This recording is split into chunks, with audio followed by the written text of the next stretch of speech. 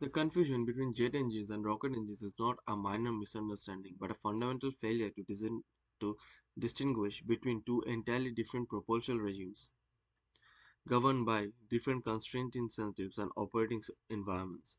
At a superficial level, both systems involve fuel, combustion, hot gases, and motion, which tempts the untrained mind to compress them into a single mental model. That compression is incorrect and produces cascading errors in reasoning. To understand how aircraft and rockets truly work, one must first abandon analogies to car engines, pistons, or mechanically pursue against air, and instead adopt a physics first framework centered on mass flow, momentum exchange, and environmental dependency. A jet engine is an atmospheric engine. It defines characteristics is not fuel combustion but oxygen dependency. The engine doesn't carry oxidizer, it extracts oxygen from the surrounding air. Air enters the intake because the aircraft is already moving forward, either due to prior thrust or initial acceleration. The air is then mechanically compressed by a series of rotational compressor blades. Compression is not optional, it is required to raise pressure and temperature to a level where fuel combustion becomes stable and energetically useful. Fuel is injected into the compressed airflow and ignited, producing high temperature, high pressure gases. These gases expand and pass through turbine stages that extract part of energy to keep the compressor spinning. The remaining energy exits the engine as a high velocity exhaust jet. Thrust is generated not because the engine pushes on air, because it accelerates a mass of air rearward, rearward, creating a forward reaction force. This distinction matters because the jet engine is parasitic on its environment. It requires an atmosphere dense enough to supply oxygen, thick enough to provide intake, mass flow, and structured enough that compression remain inefficient. At high altitude, where air density drops, jet engine lose thrust. In vacuum, they are completely non-functional. No oxygen means no combustion. No intake mass means nothing to accelerate. The engine efficiency advantages become precisely from this dependency. By not carrying oxidizer, the aircraft avoids hauling enormous dead weight, which allows for longer endurance, better fuel economy, and sustained atmospheric flight. Rocket engine occupies the opposite extreme. A rocket is an autonomous propulsion system. It doesn't assume the existence of air, oxygen, pressure, or any external medium. Everything required for combustion is carried on board. This includes fuel and oxidizer, mixed and burned in a sealed combustion chamber. The absence of atmospheric dependency is not a side feature, it is the defining property of a rocket. Because of this, rockets function identically in air at high altitude in the vacuum of space. The environment is irrelevant to the chemical reaction occurring inside the engine.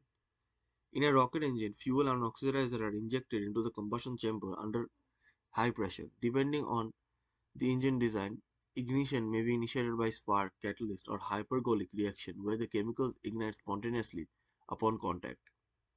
Combustion produces extremely high temperature gases, often exceeding several thousands degrees Celsius. These gases generate immense pressure within the chamber. The only exit is through a specially shaped nozzle, usually a converging diverging nozzle designed to convert thermal and pressure energy into kinetic energy. As the exhaust accelerates to supersonic speed and exits the nozzle, momentum is expelled rearward. The rocket experiences an equal and opposite momentum change forward. This is where Newton's third law becomes non-negotiable. A rocket doesn't push against air, ground, or space. It pushes mass out the back. Thrust is the result of momentum conservation. As long as mass is expelled at velocity, thrust exists. Space is not a problem. Vacuum is not an obstacle. In fact, rockets are often more efficient in vacuum because there are no external pressure resisting exhaust expansion. The popular intuition that rockets need something to push against is false, persists only because of poor physics education and misleading everyday analogies. The cost of this autonomy is brutal inefficiency. Carrying oxidizer dramatically increases vehicle mass, especially during launch. The rocket must lift not because of its payload but because the fuel needed to lift future fuel. This creates an exponential penalty described by the rocket equation, which dictates that small increases in required velocity demand massive increases in propellant mass. As a result, most of a rocket launch mass is propellant that is burnt and discarded within minutes. Rockets are therefore not elegant machines, they are violent solutions to an unforgiving constraint. They trade efficiency for independence. Jet engines and rockets therefore represent two ends of a strategic spectrum. Jet engines are optimized for environments where oxygen is abundant and gravity dominates. They prioritize efficiency, reuse, and sustained operations. Rockets are optimized for environments where oxygen is absent or orbital velocity is required. They prioritize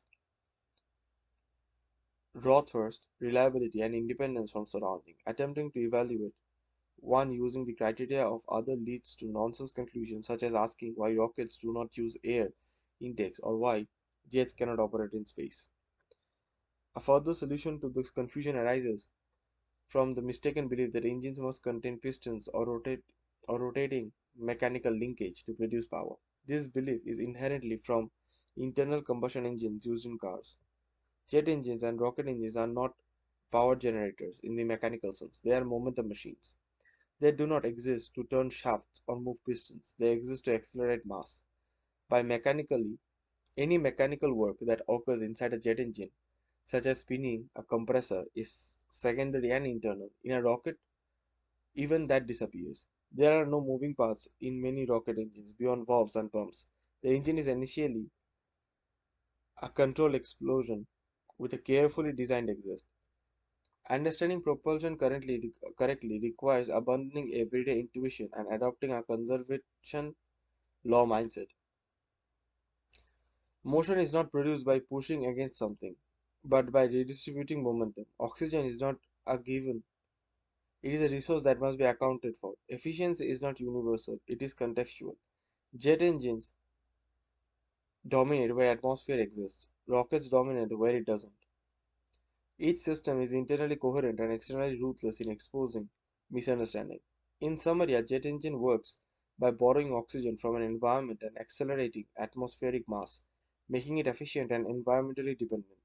A rocket works by expelling onboard mass at extreme velocity, making it inefficient but universally operable.